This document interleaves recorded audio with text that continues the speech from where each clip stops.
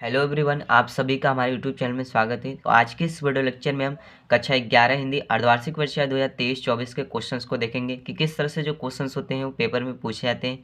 तो 100 नंबर का पेपर होता है, 3 घंटे 15 मिनट का जो समय होता है। तो खंडा में कुछ बहुविकल्पी प्रश्न दिए होते हैं। जैसे पहला प्रश्न यहाँ पे दे दिया है, प्रेम सागर के लेखक हैं लल्लू लाल। इस तरह से मैंने जो उसके राइट आंसर यहाँ पे टिक कर दिए हैं। जैसे साहित्य लोचन गद्य विधा है आलोचना, मैला आंचल उपन्यास किसका है, यहाँ पे देखेंगे तो Phanishwar Nath Reddy. Question number second में आएंगे तो यहाँ पर भी हमें कुछ बहुविकल्पी प्रश्न देखने को मिलते हैं। जैसे वीरगाथा काल में निम्नलिखित में कौन सी रचना है, पृथ्वीराज रासो, निहार कृति यहाँ पे महादेवी वर्मा। इसके बाद यहाँ पे क्वेश्चन नंबर जब 3 यहाँ पे हम आ जाएंगे तो यहाँ पे कुछ गद्यांश पे आधारित एक पैसेज दिया जाता है और इस पैसेज का हमें संदर्भ सहित व्याख्या करना होता है। सो यहाँ पे हमें एक पैसेज दे देता है और इसका संदर्भ सहित व्याख्या यहाँ पे करना होता है। और यहाँ पे देखेंगे तो अथवा करके इस पैसेज को भी हम यहाँ पे कर सकते हैं। क्वेश्चन नंबर 4 में एक पद्यांश के आधारित एक पैसेज दे देगा और इन्हीं पैसेज का हमें यहाँ पे संदर्भ सहित व्याख्या करना होता है।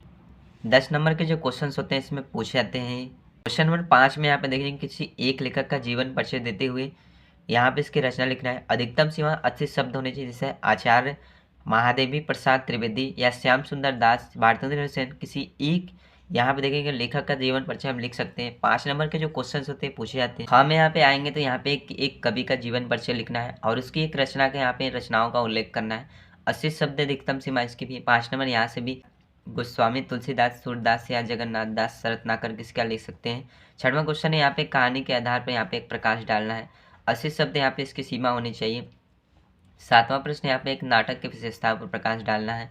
8वां प्रश्न यहाँ पे देखेंगे तो प्रमुख पात्र का चरित्र विशेषता, यहाँ पे अधिकतम सीमा सबकी 80 शब्द होनी चाहिए। क्वेश्चन नंबर 8वां में जब ख आएंगे तो यहाँ पे हमें संस्कृत से जो एक पैसेज पूछा जाता है और संदर्भ सहित इसका हिंदी अनुवाद यहाँ पे लिखना होता है। इसके बाद इसी के ख में एक पद्यांश पे आधारित एक यहाँ पे पैसेज दे देगा और इसी पैसेज का संदर्भ सहित अनुवाद करना होता है। 7 नंबर के जो क्वेश्चन होते हैं ये क्वेश्चन नंबर 9 में किसी संस्कृत में किसी 2 प्रश्नों का यहाँ पे उत्तर देना होता है। क्वेश्चन नंबर जो 10 दिया है 11 दिया है, इस सब जो क्वेश्चन होते हैं इसके बाद से सारे क्वेश्चन जो रहते हैं हिंदी व्याकरण से पूछे जाते हैं। क्वेश्चन नंबर 12 से यहाँ पे देखेंगे तो कुछ व्याकरण से क्वेश्चन पूछे जाते हैं। जैसे यहाँ पे प्रजते का संधि विच्छेद होगा प्र प्लस एजते, यहाँ पे जो उसके राइट आंसर है मैंने यहाँ पे टिक कर दिया है। जैसे शहरी में समास होगा अव्ययी समास, अव्ययी भाव समास का उदाहरण है उपकृष्ट। बाद क्वेश्चन नंबर जो 13 दे दिया है यहाँ पे जैसे पंचमी एक वचन रूप है आत्मन, यहाँ पे आत्मना का यहाँ पे पूछ रहा है।